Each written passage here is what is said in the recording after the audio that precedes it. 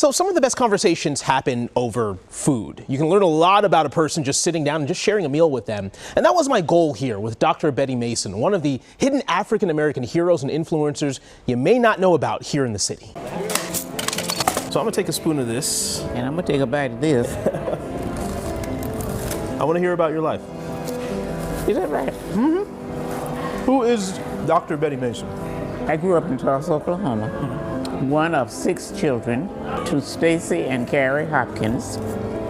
I finished Booker T. Washington High School. You were saying you were born 7 years after the Tulsa Race Massacre. Your mother and your family, they were in the middle of the riots. Her mother came home from work saying, "Get your things, we got to go." You were saying that you never heard about it until you got to college. That's right. Why? I guess that's a question I never directly asked my mother. I think it speaks to the times. I think it speaks to the level of fear and discomfort that our people had at that time. Graduated in '49. Came back to Kansas City.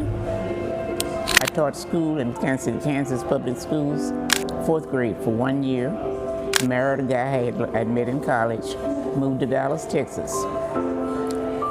And I think it was in Dallas when race became a factor. The personnel director or the superintendent, one or the other, told me,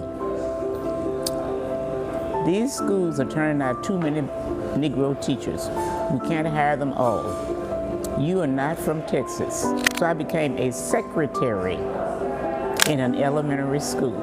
Kansas City, Missouri had just gotten a new personnel director. And he has encouraged us to help get some more minority teachers in his school district. He said, "Betty, I thought about you. You need to be over here teaching school." I said, "Okay, what do you want me to do?" So I went to Kansas City, Missouri and started teaching school. So you could not keep away from education. That was right. your thing. I want to talk about your work here in Oklahoma. I came back and I ultimately became superintendent of Oklahoma City Public Schools. Class at SAS. It's because of you.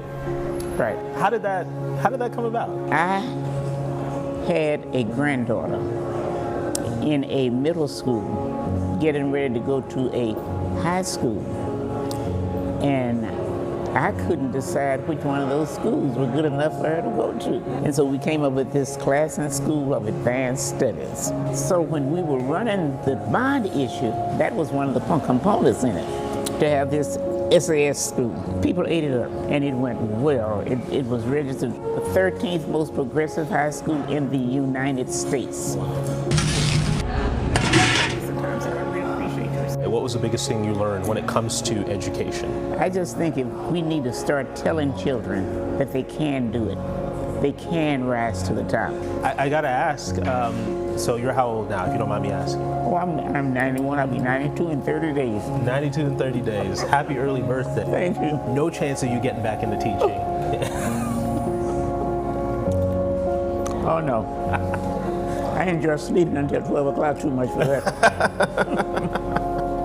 And Dr. Mason was inducted into the Oklahoma Educators Hall of Fame back in 1999.